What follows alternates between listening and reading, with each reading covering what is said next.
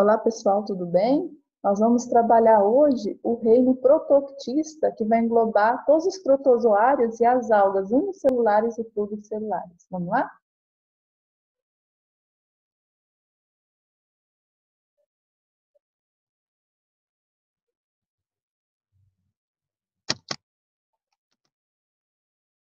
Bom, o reino protoctista é um reino que vem em substituição ao chamado reino protista, que é aceito pela maioria dos biólogos. Por que isso? Houve uma desvinculação de ideias em relação aos seres que compõem esse reino. Porque agora passa a compor esse reino os organismos unicelulares, pluricelulares e aqueles organismos, né, que antes eram incluídos lá no reino das plantas, que são as algas pluricelulares, passaram a englobar, fazendo parte desse próximo reino, que é o reino protoctista.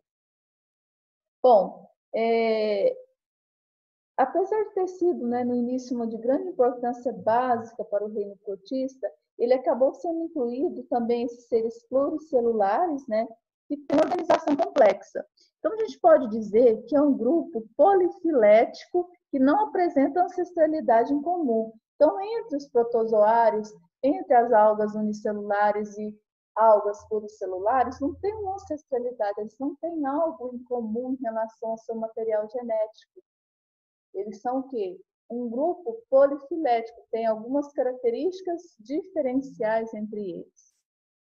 Nós temos aqui a imagem, né, de uma alga clorófita, que é uma alga que tem um pigmento verde, né? Clorófita vem de clorofila, então o pigmento principal das algas é a clorofila. Temos também, além das algas, os representantes tais como os protozoários, né? Que é o exemplo aqui do plasmódio, que causa a malária, que é então um protozoário parasita. Temos a imagem aqui da giardia, que também é um protozoário parasita, formado por vários filamentos que são chamados de flagelos. A gente depois vai estudar o processo de classificação desses protozoários. Temos aqui o paramécio, que é o relacionado com os protozoários de vida livre, né? Eles não causam nenhum prejuízo aos seres humanos, nem ao outro tipo de ser vivo. Temos aqui também um exemplo, o Trypanosoma cruzi, que é esse protozoário flagelado que vive lá no intestino, né, no sistema digestório, lá do triatoma, que é um barbeiro, que é um inseto hematófago, e que nós temos também o Trypanosoma, né, em tamanho maior, né, que a gente possa observar a estrutura dele, e que ele, particularmente, vai viver nas fibras musculares, em especial, né, na corrente sanguínea, quando ele vai se deslocando até chegar o órgão que ele tem mais afinidade. Bom, então o reino protoctista, ele foi proposto, né, em substituição ao reino protista, tal como eu havia falado, porque agora inclui, além de seres unicelulares, que são representados pelas algas unicelulares, e pelos protozoários, tem também a inclusão das algas pluricelulares. Antes, elas eram inclusas lá no reino plantê, porque apresentam pigmento, então, né, acharam melhor colocá-las no grupo das plantas. Porém, observaram que as algas, mesmo tendo formações de várias células, sendo formadas por várias células, elas não formam tecidos verdadeiros. Elas formam somente talos. Então, essa ausência de tecidos verdadeiros fez com que retirasse as algas pluricelulares do reino das plantas e incluísse no reino dos protistas. Aí, para ocorrer essa atualização, mudaram também o nome de protista para protoctista. A gente tem observado também que, em relação a esse grupo, tem uma diversidade de seres que provavelmente pode ser que ocorra a formação de novos reinos, né, para separar esses grupos que não têm ancestralidade em comum. Então, a gente vai observar aqui seres que realizam fotossíntese, seres que não conseguem produzir seu alimento, é o caso dos heterótrofos, né? Que podem ser seres que realizam decomposição, que é bem semelhante aos fungos, e tem alguns seres que são consumidores, né, por ingestão. Então, a gente vai observar o quê? Uma diversidade de seres presente nesse grupo. Quanto às características gerais, a gente pode ressaltar que os protozoários, eles vão se alimentar de acordo com as condições do ambiente. Então, eles são seres eucariontes, né? Eles são seres eucariontes que possuem desde estruturas microscópicas até macroscópicas, que é o caso das algas pluricelulares. Quanto à locomoção, geralmente as estruturas locomotoras é que vão dar origem à classificação dos protozoários, entre protozoários que apresentam cílios, que são chamados ciliados, né? Tem os que apresentam estruturas que são os prolongamentos maiores, que são os flagelos, e também tem aqueles protozoários que apresentam projeções derivadas do seu citoplasma, que são chamados de pseudópodes. E essas projeções têm a função de quê? De englobar partículas presentes no meio, né, partículas alimentares, além, é claro, de promover um processo de deslocamento desse protozoário de uma região para outra. Então, geralmente a classificação dos protozoários ocorre através das estruturas locomotoras. Então, são seres, né, desde o reino que a gente estudou lá dos fungos, né, a gente pode ressaltar que a partir dos fungos, todos os demais seres que a gente foi estudando, todos são eucariontes. Só ficou sendo o reino das bactérias e das arqueias como sendo procariontes. Então, o reino protoctista é um reino composto por seres eucariontes. Só relembrando, ser eucarionte é aquele que possui a sua célula, a carioteca, né, que delimita a membrana nuclear. É uma membrana nuclear que representa essas células. Eles podem ser unicelulares, né, pluricelulares, autótrofos ou heterótrofos. A gente vai ver uma diversidade de algas, né, que realizam a fotossíntese, porém apresentam tipos de clorofila diferentes. Tem algumas algas que têm predominância de clorofila que dá um aspecto mais avermelhado, mais aspecto pardo. Então, a gente vai ver tudo isso aí. Quanto aos protozoários, a gente pode ressaltar que os protozoários, eles são seres unicelulares, não existe protozoário que tem mais de uma célula. Então, essa única célula presente nesse protozoário é que vai realizar todas as funções básicas, funções vitais para a vida deles. Então, se são protoctistas, então são eucariontes, não conseguem produzir seu próprio alimento, são heterótrofos, têm representantes de vida livre, são aqueles seres que não causam nenhum dano a qualquer ser vivo, podem ser comensais, são aqueles que vão realizar um processo de relação mutualística entre eles, que é o caso da Entamoeba coli, que vive geralmente no sistema digestório dos seres. E também tem alguns representantes parasitas, que é o caso da doença de Chagas, que causa a doença de Chagas, que é o Trypanosoma cruzi. Tem também o Plasmodium vivax, que causa malária. Tem a giardia, Giardia lamblia, que causa giardíase. Então, tudo isso aí está incluso dentro dos parasitas, protozoários parasitas. São aqueles que causam as protozooses, que vão ser estudados mais na frente. Então, tem 4 grupos básicos de classificação dos protozoários, que é o grupo da sarcodina, mastigóforos, ciliados e esporozoários. Cada um vai ter uma estrutura locomotora diferente um do outro. Só os esporozoários que são os únicos grupos que não apresentam estruturas locomotoras. Eles são parasitas e, por serem parasitas, eles vão ser locomovidos através da corrente sanguínea dos seus hospedeiros. Aqui nós temos esse mecanismo de classificação que se dá através do processo de locomoção. Temos aqui os esporozoários, aqui a gente vê na primeira imagem o plasmódio, que é um protozoário que vai percorrer a corrente sanguínea, e esse protozoário ele vai causar a malária. E a malária em si é uma doença que causa, né, bastante problemas em relação ao seu contágio, porque ela causa febres intermitentes e afeta milhões de pessoas em todo o mundo, especialmente em regiões tropicais, que é transmitido do ser humano. Por que regiões tropicais? Porque lá a incidência desse vetor, que é um inseto, é muito comum. Então, consiste pela picada desse inseto, né? Geralmente a fêmea do gênero Anopheles, ela vai picar o ser humano e vai passar através das gotículas de saliva presente no seu aparelho bucal, vai ser passado o protozoário e vai ter contato com a corrente sanguínea e se direcionar às hemácias.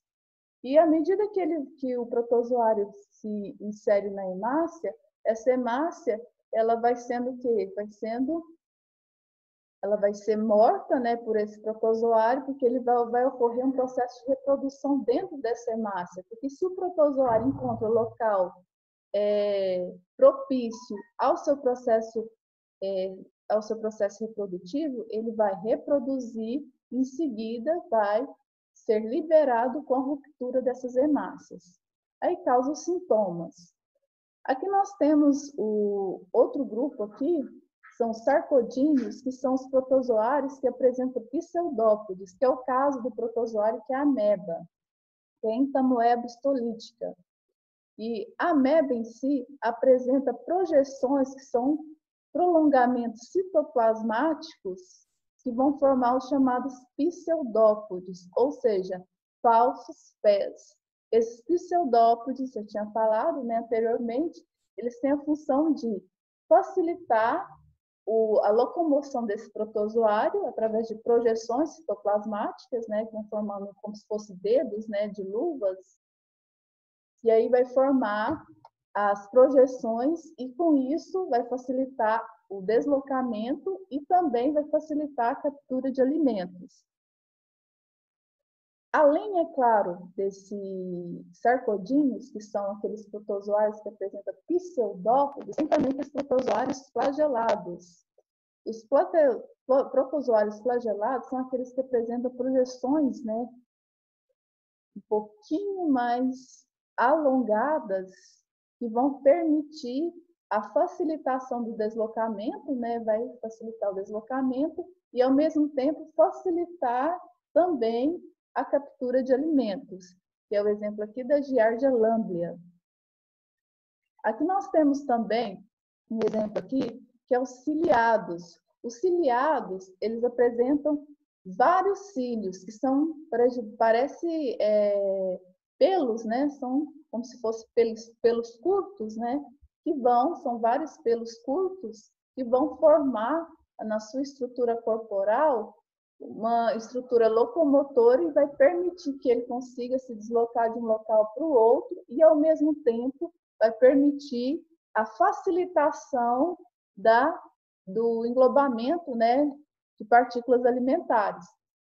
Bom, esses aí são os 4 grupos principais, mas a gente não pode também esquecer de ressaltar que dentro dos sarcodíneos, que é o grupo que apresenta pseudópodes, que é representado pelas amebas, nós temos também outros integrantes, tais como os radiolários, heliozoários e foraminíferos, que são também protozoários que apresentam pseudópodes.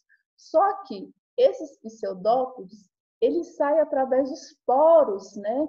São aberturas pequenas, né? Em suas carapaças. Então, eles apresentam carapaças e, através dessas carapaças, ocorre a liberação de vários filamentozinhos, que são os pseudópodes. E que muitos desses aí, após serem mortos, né, eles vão fazer parte, né, da constituição de vários sedimentos, né, várias rochas sedimentares. Um exemplo, a gente pode citar o exemplo da dolomita, que é um exemplo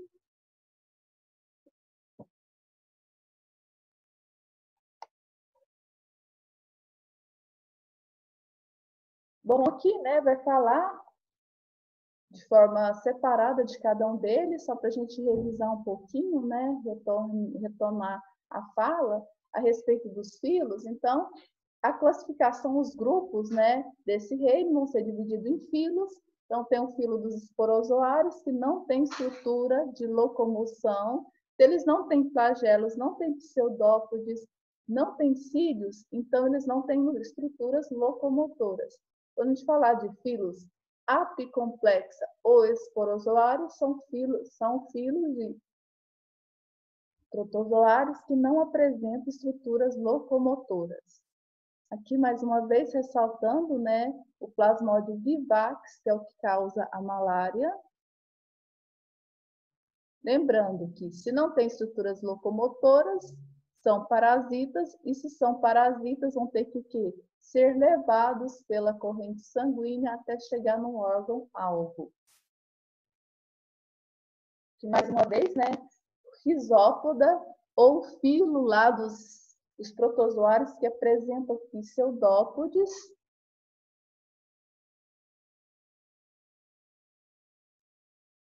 Aqui nós temos o exemplo da ameba. A ameba é um protozoário que apresenta pseudópodes e nela apresenta também um vacúolo contrátil. O que é o vacúolo contrátil?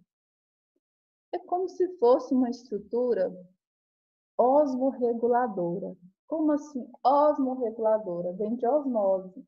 Então, quando o ambiente é hipotônico, ou seja, tem a mesma concentração do corpo desses seres, então a água vai sair do corpo desses seres e ao mesmo tempo e voltar, né? Sai, ou seja, é liberada, é absorvida. Então esse vacúolo contrátil vai fazer essa osmorregulação, que é a entrada e saída de água do corpo deles.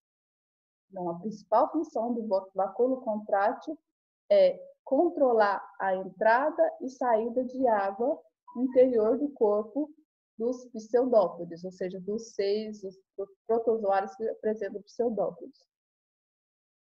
Aqui nós temos também outra estrutura, que é o vacúolo digestivo. Então, eles não apresentam estômago, mesmo porque eles não apresentam órgãos, né? Órgãos complexos, né? Apresentam algumas estruturas complexas que vão servir como órgãos. Aqui nós temos que é um ser unicelular, se é um ser unicelular não forma outra célula, só tem uma célula, e se tem só uma célula não como formar tecidos, né? Então, através dessa célula, apresenta o vacúolo digestivo, é onde vai ocorrer o processo de digestão. Como que ocorre? Primeiramente, né, as partículas alimentares são absorvidas, em seguida é formada uma vesícula cheia de enzimas, que é formada pelo fagossomo. E esse fagossomo, ele vai digerir, juntamente com, no caso do vacúolo digestivo, vai digerir esses nutrientes para depois ser absorvido. Então, onde ocorre a digestão desses nutrientes é no vacúolo digestivo, que é uma vesícula cheia de enzimas. Aqui nós temos também, né, a representação do núcleo, se é um organismo unicelular, ou seja, se é formado por célula, apresenta um núcleo que vai comandar todas as atividades do citoplasma. Aqui nós temos outros filos, né, que é o filo dos flagelados ou zoomastigófora. Por que zoomastigófora? Porque são protozoários que se assemelham muito aos animais que anteriormente já foram considerados animais. Por quê? Por apresentar os flagelos. E esses flagelos, né, possibilitam o deslocamento desses seres para outros locais. Aí, mais uma vez, né, ressaltando o Trypanosoma cruzi, que é um protozoário que causa doença de Chagas. Além do Trypanosoma cruzi, nós temos também a presença da Giardia, que é um protozoário que apresenta mais de um flagelo, formada por vários flagelos.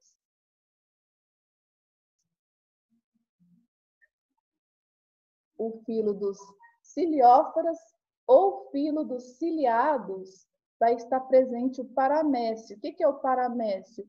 É um protozoário que apresenta várias estruturas bem fininhas e pequenas, curtas, né? Que são chamadas cílios, como se fossem pelinhos ao redor do corpo deles. E esses pelinhos ou cílios vão facilitar também o deslocamento e automaticamente a captura de alimentos. Esse aqui é um protozoário de vida livre. Geralmente a gente encontra eles muito em locais, em rios, né? Em lagos, em locais que têm a presença de matéria orgânica, porque eles se alimentam de matéria orgânica. Aqui nós temos a estrutura, né, anatômica de um paramécio, paramécio cadomtum, né? Esse paramécio, ele apresenta algumas estruturas, né, um pouquinho mais complexas, né, que a gente viu lá nos pseudópodes, ou seja, naquelas protozoários que possuem pseudópodes, exemplo é a ameba, né? Aqui o paramécio, ele apresenta o vacúolo contrátil igual à ameba, por quê? Porque esse vacúolo contrátil tem a função de controlar a entrada e saída de água, ele é osmorregulador. Lembrando que só vai apresentar vacúolo contrátil o protozoário que viver em água doce, porque se fosse em água salgada, havia uma diferença de concentração entre os dois meios e provavelmente aquele ser ia perder muita água para o meio, causando a morte. Bom, então, vacúolo contrátil. Temos também aqui a presença de dois núcleos, que é o macro e o micronúcleo. Diferença. O macronúcleo tem a função de exercer o metabolismo de todas as atividades daquele organismo, ou seja, ele é responsável por realizar o processo de nutrição, o processo de crescimento. Então, todos os processos relacionados com os processos vitais daquele protozoário é realizado pelo macronúcleo.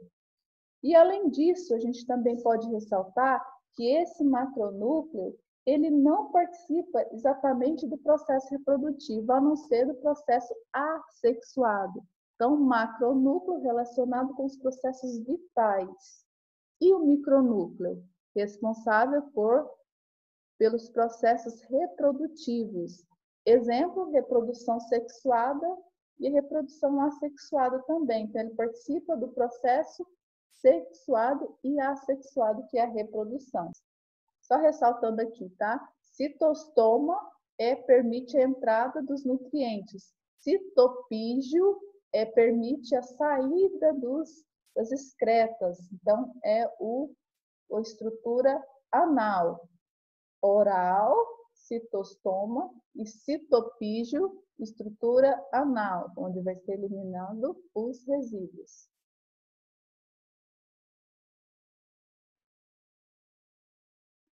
Aqui a gente também tem a citofaringe, né, que tem a função basicamente da faringe, que é canalizar todo o alimento, né?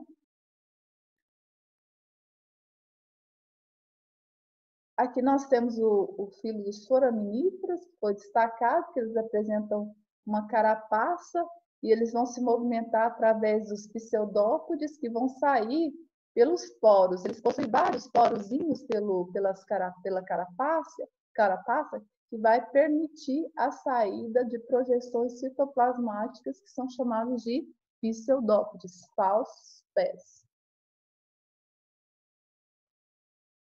Bom, o que nós temos, né, outro integrante do reino protoctista, que são as algas. Então, as algas, elas podem ser unicelulares ou serem pluricelulares. Então, todas são eucariontes, todas têm a membrana nuclear, todas são autotrófas, fotossintetizantes, porque elas apresentam clorofilas, né? São capazes de absorver a luz e transformá-la em matéria orgânica. fazem parte do plâncton, né? O que é o plâncton? É o conjunto de seres, né, de organismos que vivem livremente na coluna de água. Então, aquelas superfícies da água geralmente são habitadas pelo plâncton e que são facilmente, né, arrastadas pelas correntes de água. Bom, existem, né, algumas algas que podem exercer também a nutrição de heterotrofia, ou seja, elas podem ser autotrófas ou autótrofas em determinadas situações, mas também podem, né, realizar o processo de heterotrofia, ou seja, serem heterótrofos, não conseguirem produzir seu próprio alimento e se alimentar da matéria orgânica presente naquele meio. Agora vem as protozooses. O que são as protozooses? São as doenças causadas por protozoários. Se existem as bacterioses, que são as doenças causadas por bactérias, existem também as protozooses, que são doenças causadas por protozoários. Aqui nós temos a representação, é claro, isso aqui não é um protozoário, isso aqui é um triatoma infestais, que é um percevejo, ou também conhecido como barbeiro, que geralmente é um hospedeiro, é um vetor da doença de Chagas, e é um hospedeiro intermediário que vai geralmente ser contaminado pelo Trypanosoma cruzi, que é o protozoário, e esse protozoário vai viver dentro do intestino desse triatoma. Aqui nós temos também a giardia, né, que vai causar giardíase, que também é um protozoário parasita. Então, vamos lá para a primeira. Ó, amebíase. Amebíase é uma doença causada por ameba. O que seria a ameba? A entamoeba histolítica é uma ameba, que realiza o processo de movimentação através dos pseudópodes, né? Então, ela tem capacidade de se deslocar com facilidade em meios líquidos, né? Principalmente na água.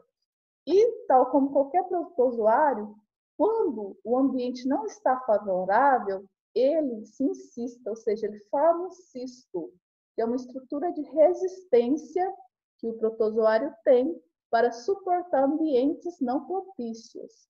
Porém, quando ele encontra aquele ambiente propício, ele vai deixar de ser cisto, ele vai desestestar e dar origem ao próprio protozoário, no seu processo de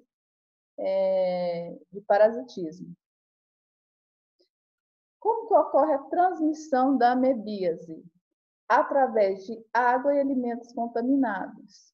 Então, para a gente adquirir essa doença, é necessário a gente sim ingerir o cisto, porque o cisto, se ele não está dentro do nosso corpo, o protozoário, ele está na forma de cisto. Então, o cisto vai estar presente em alimentos e na água. E, geralmente, o que acontece?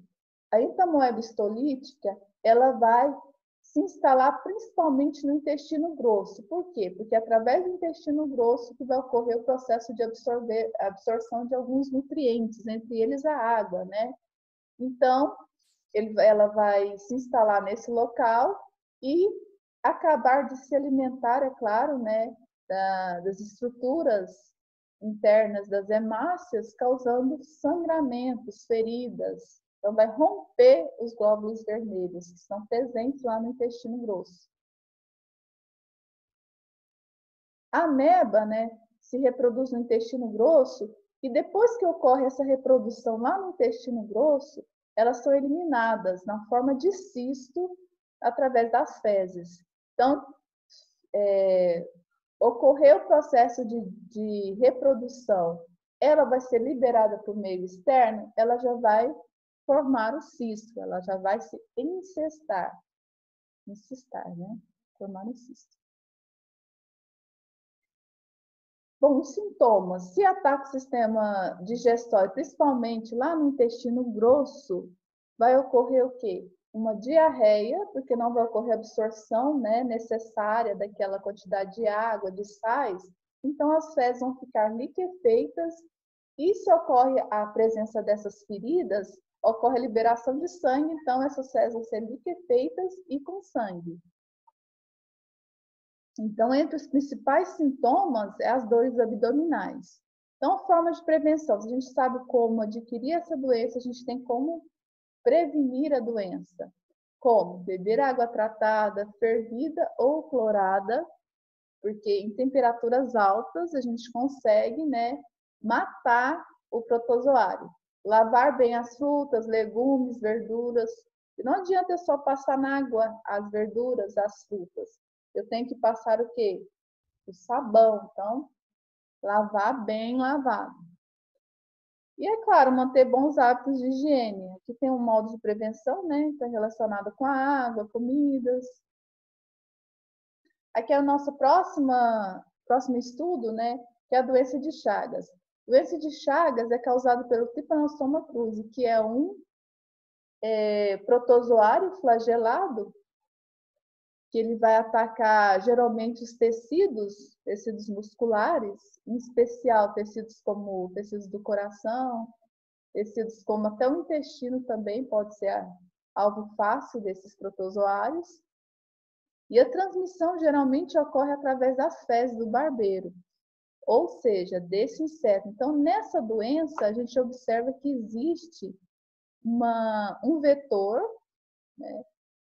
Um vetor que é o barbeiro, ou Triatoma infestais, e esse vetor geralmente é o hematófago, que ele vai procurar sangue, então vai procurar um outro hospedeiro, porque ele é um parasita também, e através disso ocorre que a contaminação, porque ao ser picado pelo barbeiro em si, ele vai liberar fezes, em seguida, né, vai ocorrer um processo inflamatório e a pessoa vai coçar o local em que ele picou e juntamente com aquelas fezes vai ocorrer a contaminação. Então, aquele orifício da picada vai servir de porta de entrada para o protozoário. Então, os locais que ele se aloja, geralmente nas frestas das casas, né, são casas de pau-pique, né, casas propícias ao convívio, né, desses insetos. Aqui mostra direitinho, né, essa transmissão, como ocorre, né, ocorre a picada do barbeiro ou do triatoma e depois ele vai evacuar, né, vai ocorrer a liberação de fezes, a pessoa vai sentir uma coceirinha, ela vai coçar, espalhar essas fezes, tendo acesso aos orifícios da picada. E automaticamente esse protozoário vai ganhar a corrente sanguínea e se instalar principalmente no coração. Aqui nós temos, né, a imagem mostrando o tamanho do órgão, porque geralmente quando ocorre a infestação do protozoário no coração ou até no intestino, vai ocorrer um aumento, né, um inchaço daquele local, decorrente à própria reprodução, ao próprio sistema imunológico também, à própria reprodução do protozoário, e ele vai reproduzir e vai fazer com que aquele órgão em si, aos poucos, vai perder aquela função. Que a função do coração em si é bombear sangue, então ele vai diminuir essa eficiência em bombear sangue. Aí vem o quê? Aqueles problemas decorrentes ao coração. Formas de prevenção. Então, tampar frestas onde os percevejos possam se esconder, substituir moradias de barro e de madeira por outros de tijolos, né, ou alvenaria, exigir garantia de sangue sadio em transfusão de sangue, usar inseticidas para combater o percevejo. Quando a gente tem o ciclo reprodutivo de um parasita, a gente tem um vetor, ou seja, um outro hospedeiro em si, esse vetor é o alvo de combate nesse processo de cadeia de transmissão entre os seres. Então, o principal objetivo, nesse caso aqui, de prevenir essa doença, é combater o percevejo. Então, Então, é claro, combatendo o vetor, não tem como ocorrer o quê? A transmissão. A não ser, é claro, se a pessoa estiver contaminada com esse protozoário e em seguida, né, se ocorreu uma doação do sangue desse indivíduo que é portador dessa doença para outras pessoas. Então, sangue, transfusões de sangue em si também é um dos mecanismos de transmissão. A malária é outra doença, outra protozoose, causada também por um protozoário, o Plasmodium vivax, que tem também tem como transmissão, né, um vetor.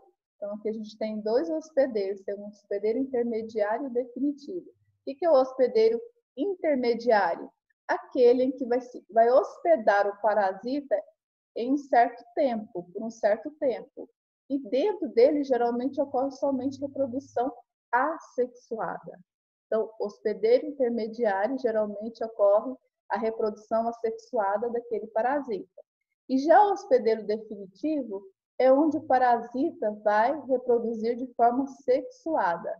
E a intenção dele é de se instalar nesse organismo e permanecer. Aqui também ocorre a contaminação através da picada da fêmea contaminada do mosquito. Que mosquito é esse? Qualquer um? Não. É o do gênero Anopheles, que é conhecido popularmente como mosquito prego ou mosquito palha, né? Então, ele tem a função de picar e, através das glândulas salivares, ocorreu a liberação de protozoários, né, que vão atingir a corrente sanguínea. Que já fala, né, que durante a picada o mosquito libera saliva contendo os plasmódios. Então, esses plasmódios vão instalar depois, né, de entrar na corrente sanguínea, no fígado. Então, malária, órgão-alvo do protozoário, fígado. Doença de Chagas, órgão-alvo do protozoário, órgãos musculares, especialmente o coração. Pode ocorrer no esôfago? Pode. Pode ocorrer no intestino? Também, só que o principal é o coração. Bom, aqui voltando, né, na malária, vai atacar o fígado, que é o órgão-alvo. Se ataca o fígado, vai atacar automaticamente os glóbulos vermelhos. E à medida que ele vai se reproduzindo, o protozoário vai rompendo, né, as hemácias e vai causando sintomas. E automaticamente vai ocorrendo também a morte das hemácias. Então, geralmente, se ataca as hemácias, né, ocorre o quê? Os sintomas e, entre eles, a febre alta. Então, se tem um vetor nesse mecanismo de transmissão, então acabar com o vetor. Como? Através de pulverização de inseticidas, né? Acabar com as larvas de mosquitos e evitar acesso a moradias, né? E que o mosquito consiga sobreviver, consiga se adaptar. Tem também a leishmaniose, que é outra protozoose causada por um protozoário que tem a presença de um flagelo, que é o Leishmania brasiliensis. A transmissão se dá através do mosquito também, olha, outro vetor de transmissão, que é do gênero Phlebotomus, que é conhecido como mosquito palha. Então, esse mosquito palha, ele também pode ser conhecido como mosquito prego. Então, esses termos populares em si, eles não são interessantes a gente usar, por quê? Na verdade, são conhecidos só naquela região. Então, é interessante a gente falar de gêneros, Phlebotomus. Enquanto que lá na malária, o que a gente viu? Que é o gênero Anopheles, que também pode ser conhecido como mosquito palha, devido ao que a coloração dele. Então, esses termos em si, a gente não pode se Ficar muitos apegados a termos populares, porque às vezes pode confundir um pouco. Então, gênero Anopheles, da malária. Gênero Phlebotomus, da leishmaniose. O que seria a leishmaniose? Seria a formação de várias feridas, né, que podem obstruir todas as cavidades, né, presentes no organismo, tipo, principalmente o nariz, os lábios. Então, são esses órgãos-alvos desses protozoários. É se instalar em órgãos musculares, principalmente nos lábios e nariz. Então, se causa ferida, causa mal-estar, pode causar febre, principalmente provocar uma certa insônia, né? E um sono um pouco agitado. Temos aqui a giardíase, que ela é bem comum, causada pela Giardia lamblia. A transmissão também ocorre pela ingestão de água e alimentos contaminados. Igualzinho lá na amebíase, né?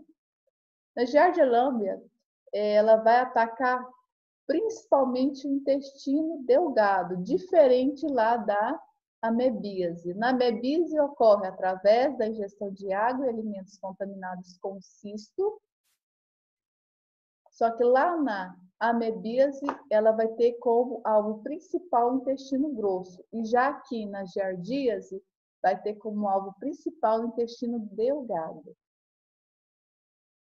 Então, automaticamente vai ocorrer o quê? Um quadro de sintomas, entre eles a diarreia. Se ocorre diarreia, ocorre liberação de água, ou seja, a perda de água, e automaticamente aquele indivíduo vai ficar desidratado, podendo até levar à morte.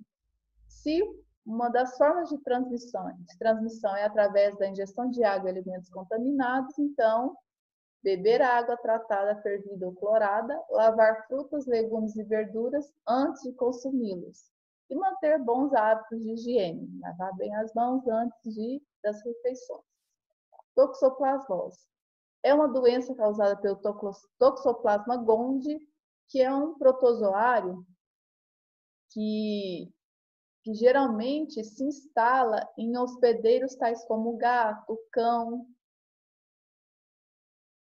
Então, geralmente, animais domésticos carregam esse protozoário, que vai ser o quê? Vai ser liberado através de cisto das fezes deles, né? Principalmente dos gatos.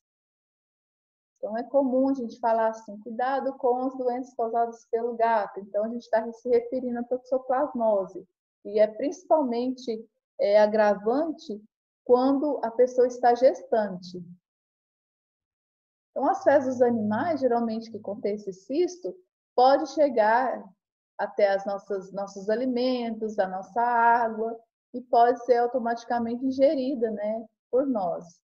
E a gente desenvolver todo esse quadro de sintomas. Então, nas mulheres grávidas, ocorre a malformação e até o aborto. Aí, é claro, entre os sintomas, o mal-estar, dor de cabeça, dores musculares, febre, até problemas oculares. Pode ocorrer também problemas parciais, né, de perda de audição, visão. Então, mais relacionado ao processo de perda de visão do que audição. E em grávidos, o bebê pode nascer cego, deficiente mental e até mesmo morto. Então, o perigo maior da toxoplasmose é durante a gravidez. Quanto aos protozoários, a importância deles, a gente pode atribuir porque eles são indicadores de ambiente. Geralmente, eles se alimentam de matéria orgânica em decomposição, por isso dessa semelhança com os fungos. Eles de alguma forma colaboram com a limpeza daquele ambiente. Aqueles ambientes que estão muito poluídos geralmente não têm grande incidência de protozoários. Em relação às algas, né, por serem seres autótrofos fotossintetizantes, elas são o quê? Muito importante para a liberação de gás oxigênio. Digamos que seja os principais seres que contribui com a produção de oxigênio livre no ar.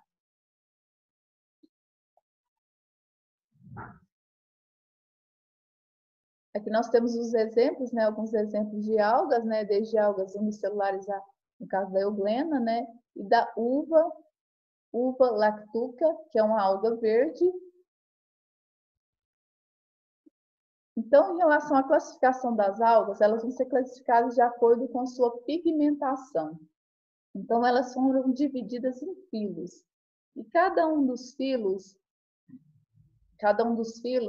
está representado pelo seu processo de pigmentação. No caso, filo cloropita, são as representadas pelas algas verdes, no caso da clorófitas.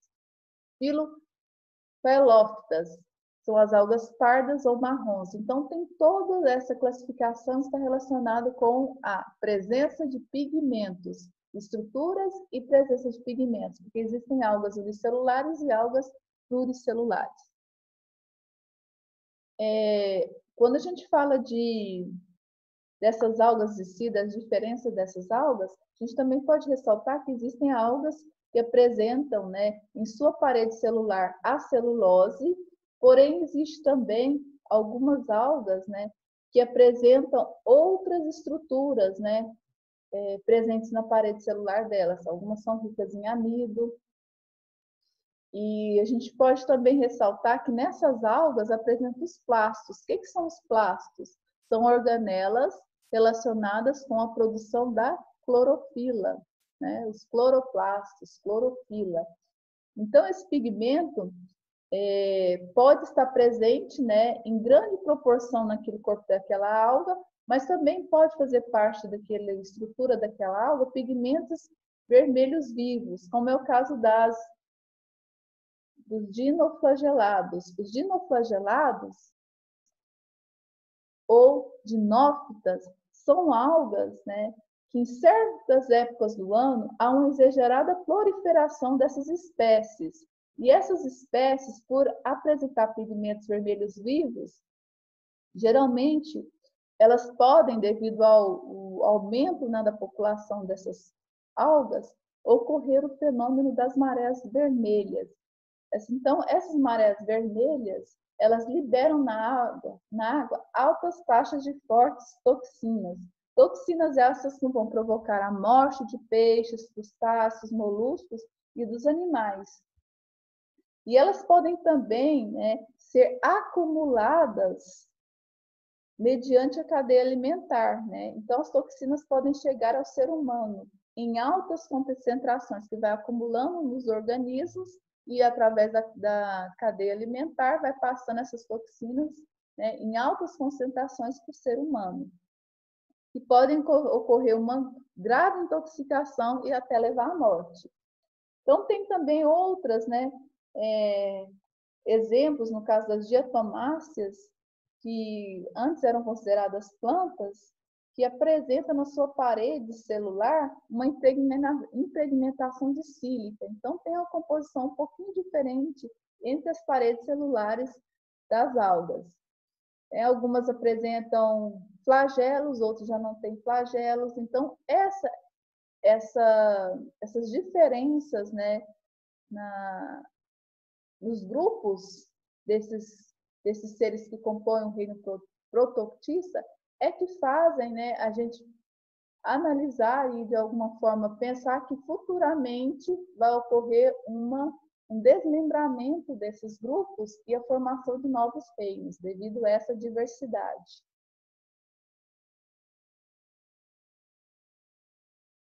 E também a gente pode ressaltar que as algas constituem um grande potencial alimentar para o ser humano.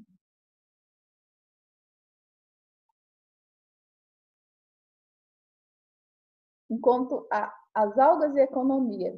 Por que isso? Porque as algas em si, elas fornecem proteínas, açúcares, vitaminas e minerais, especialmente o cálcio e o iodo. Existem também algumas algas, tais como as algas vermelhas, que elas são ricas em agar. O que é o agar? O agar, ele é uma estrutura, né, uma substância extraída das algas que é muito utilizado na cultura de micro-organismos e também em outras técnicas. Além disso, também tem extração de substâncias tais como carregenina. A carragenina é uma substância que pode ser preparado, né? Usado para ser preparado doces, geleias, emulsionantes na fabricação de pães, produtos lácteos e chocolates. Então, se a gente for observar, na alimentação, as algas em si, elas podem ser utilizadas, né, em saladas, né, podem ser utilizadas também produtos, né, extraídos do próprio organismo delas, no caso do agar, carragenina e da algina também. A algina ela é utilizada muito no Japão, porque ela é extraída através das algas pardas, né? Elas podem ser cozidas e podem ser incrementadas em sopas. Em relação na fabricação de fertilizantes, a gente pode observar que elas também possuem muitas substâncias, né? São utilizadas como adubos, na fabricação de rações também, porque elas são ricas em proteínas, açúcares, vitaminas e minerais. E na medicina, porque as algas em si, elas podem ser utilizadas na formação das cápsulas, né, dos medicamentos, na farmacologia, na medicina também a gente pode ressaltar que as algas em si, por elas oferecerem vários nutrientes, são importantes também na nutrição e na extração de substâncias importantes, né, para a fabricação de medicamentos. No tratamento de água, por quê? Porque a alga em si é um ser que vai produzir grande quantidade de oxigênio, então ela vai purificar aquela água. Aqui agora vamos falar sobre o processo de reprodução das algas. As algas em si, elas se reproduzem através de esporos. Então, os esporos vão ser formados no esporângio. Então, o esporófito, que é um gameta, na verdade, né? O esporófito é um gameta que não sofreu meiose, que é um gameta diploide, porque tem duas células N. E o esporófito vai ser formado lá dentro do esporângio, então que vai ser liberado os esporos, e os esporos que estão diploides vão passar pelo processo de meiose, vai ser dividido pela metade, tá? 2 N's passa a ser N. E depois de ocorrer essa meiose, ocorre a formação também desse esporo, que eles vão formar os gametas, e a partir desses gametas ocorre a fecundação para posteriormente ocorrer a formação do zigoto. Então, só recapitulando, o esporófito é o esporo. Então, esse esporo, ele vai ser formado dentro do esporângio. Esse esporo, ele é um esporo diploide, 2M, que passa pelo processo de meiose, dando origem a um esporo haploide. Esse esporo haploide vai formar os gametas lá dentro do gametângio. Existe o gametângio feminino e masculino. O gametângio feminino é a oosfera e o gametângio masculino é o anterozoide. Então, a oosfera, que geralmente é a oosfera em si, tem algumas oosferas que são bem maiores do que os anterozoides. E essas oosferas geralmente não apresentam flagelos. Só que tem alguns grupos de algas que apresentam flagelo, que é o caso dessa aqui, né? Aqui é um exemplo de uma uva. E esse gametófito vai formar o gameta feminino, que é a oosfera, e o gameta masculino, que é o anterozoide. E a junção dos dois gametas ocorre a fecundação, né, e a formação de um zigoto. E esse zigoto vai ser diploide. Pessoal, então é isso, né? Para essa aula de hoje, ok? Então, qualquer dúvida, é só me procurar e até a próxima. Em relação aos protozoários, é isso. É claro que tem mais coisas, né, que a gente pode ressaltar a respeito do reino protoctista. Mas basicamente é isso, o principal, tá? E até a próxima.